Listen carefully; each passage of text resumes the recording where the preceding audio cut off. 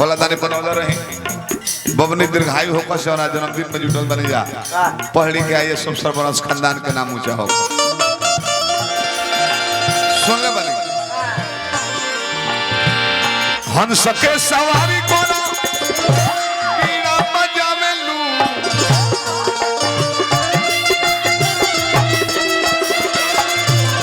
आपन अपन भाव होला एकरा के ठुमरी में लोग आई बहुत बहुत मशहूर हमारा पुलिस नेता के नाल बादक जे घरी अरुणल बेला जी ने भी बात की करी ली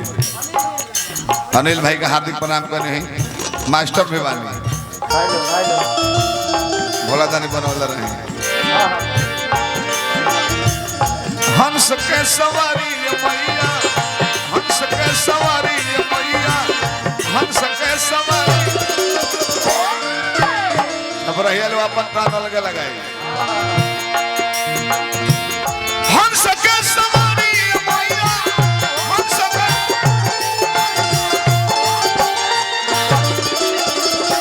रहिए लो अपना ठाट में कही कि हंस के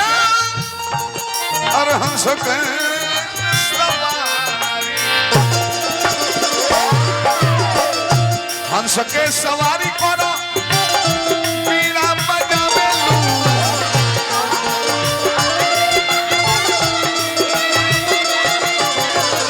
भक्त के पुकार सुनी धावलया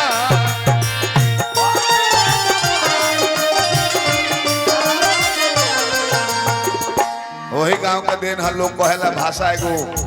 कि और की के म्यास भई पड़त और गांव बक्सर जिला फतनारायण भाई हमरा पुरस्कार दल बनी हार्दिक शुभकामना करते हैं जा ए भाई हमारे गांव में जब ना आवे आके रौरा गावे के सिखाई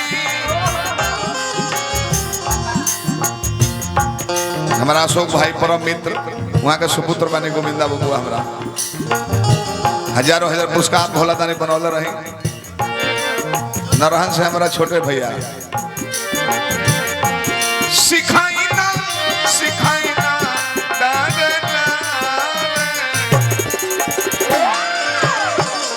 आके रौरा गावे के सिखाई आके रौरा हमरे ओर से गाई ये सरदा माई दया दरसा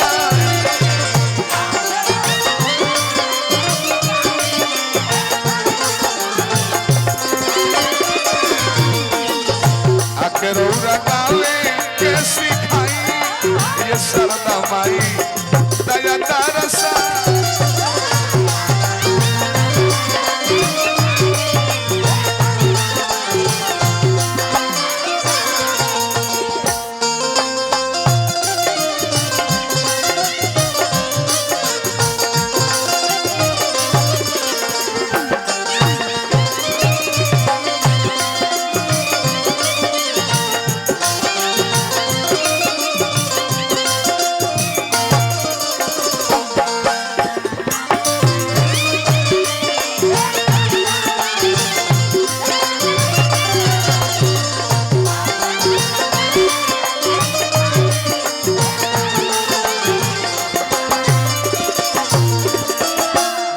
छोटे बाबा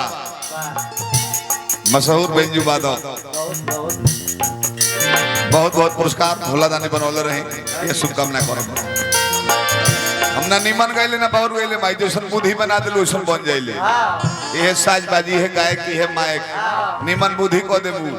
त निमन निमन गीत याद पर निमन निमन बात याद पर तो समाज में प्रशंसा के पात्र बनल जाला बाय भेंत जी अच्छा गोलो हो आई है साजबाजी है गायक मायक बुद्धि बिगाड़ दे फुहरे फुहर बात याद परी फुहरे गाना याद परी त लोग इहो कह के जाए लमण भाई माला देहल डाण को देहल तुम्हें बना ड्राइवर गाड़ी चलावता रहता मालिक की गलती कौन है निमन बुद्धि में मारे तो निमन से गाड़ी हाथी है दो फ्रूटी चढ़ा ली है क्योंकि देवाल में रगड़ दे देवालो टूटल शीशो फूटल दो चार फाइट अपना खैले मालिक छोड़ावे गेल त मालिक के दो चार हाथ बैठा गई हमारे जे रखवा के तू ही बड़ू चालो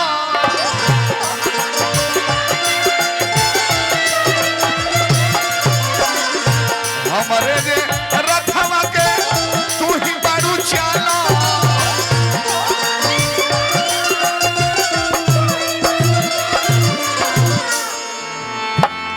हम तहरा गोदिया में खेले वाला बाड़ा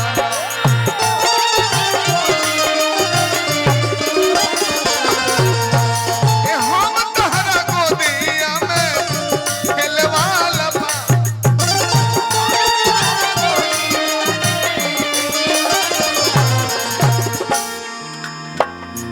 दोना भैया बक्सर से चल गए बनी पुरस्कार भेजल बने हार्दिक प्रणाम बा अजीत रंजीत भैया लोग पर का तने मंच पर आई स्वागत करे रंजीत भैया रौरा के पूजले गोसाई पूजले विजेंद्र जी गोसाई ये सरदा माई नया दारसा